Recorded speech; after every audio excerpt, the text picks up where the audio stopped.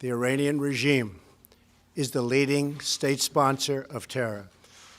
No action taken by the regime has been more dangerous than its pursuit of nuclear weapons.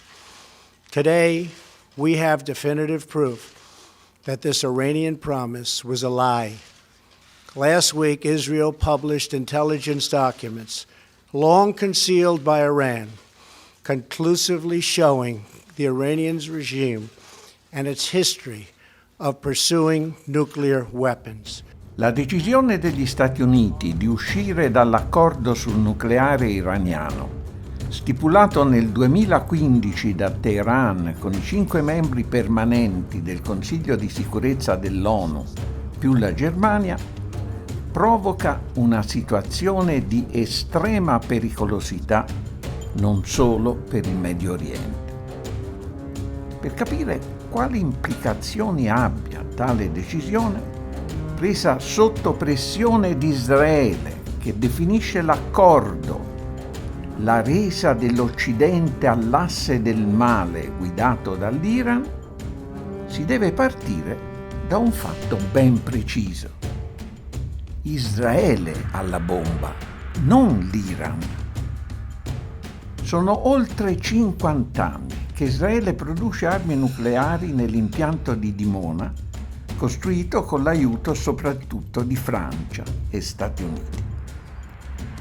Esso non viene sottoposto a ispezioni poiché Israele, l'unica potenza nucleare in Medio Oriente, non aderisce al trattato di non proliferazione delle armi nucleari, che invece l'Iran ha sottoscritto 50 anni fa.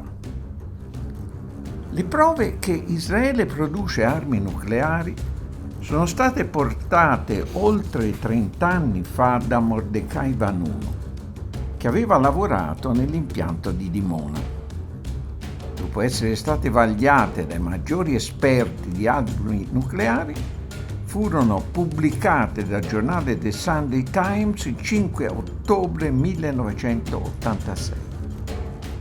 Vanunu, rapito a Roma dal Mossad e trasportato in Israele, fu condannato a 18 anni di carcere duro e rilasciato nel 2004, sottoposto a gravi restrizioni. Israele possiede oggi, pur senza ammetterlo, un arsenale stimato in 100-400 armi nucleari, tra cui mini nukes e bombe neutroniche di nuova generazione, e produce plutonio e trizio in quantità tale da costruirne altre centinaia. Le testate nucleari israeliane sono pronte al lancio su missili balistici tipo il Jericho 3 e su cacciabombardieri F-15 e F-16 forniti dagli USA, cui si aggiungono ora gli F-35. Come confermano le numerose ispezioni dell'Agenzia internazionale per l'energia atomica, l'Iran invece non ha armi nucleari e si impegna a non produrle, sottoponendosi in base all'accordo a stretto controllo internazionale. Comunque, scrive l'ex segretario di Stato Colin Powell il 3 marzo 2015 in una mail venuta alla luce, quelli a Teheran sanno bene che Israele ha 200 armi nucleari, tutte puntate su Teheran, e che noi ne abbiamo migliaia. Gli alleati europei degli USA, che formalmente continuano a sostenere l'accordo con l'Iran, sono sostanzialmente schierati con Israele.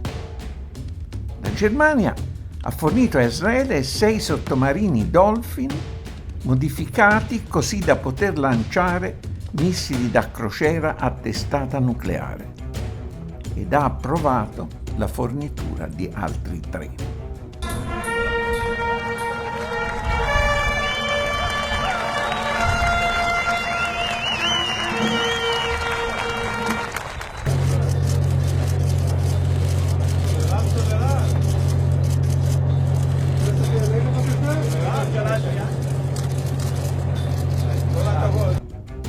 Germania, Francia, Italia, Grecia e Polonia hanno partecipato con gli USA alla più grande esercitazione internazionale di guerra aerea nella storia di Israele, la Blue Flag 2017.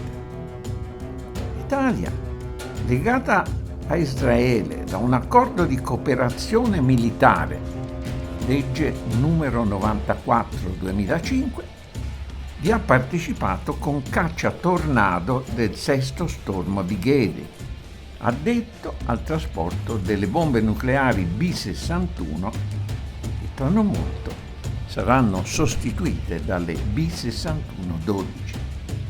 Gli USA vi ha partecipato con F-16 del 31esimo Fighter Wing di Aviano, addetti alla stessa funzione.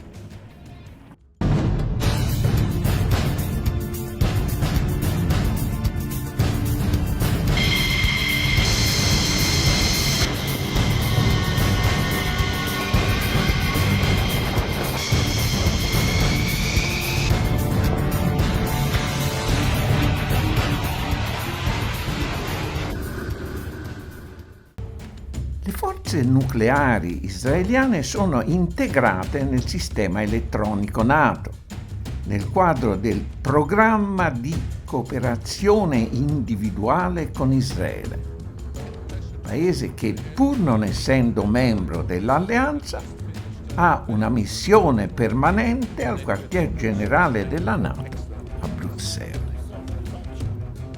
Secondo il piano testato nella esercitazione USA-Israele Juniper Cobra 2018, forze USA e NATO arriverebbero dall'Europa, soprattutto dalle basi in Italia, per sostenere Israele in una guerra contro l'Iran.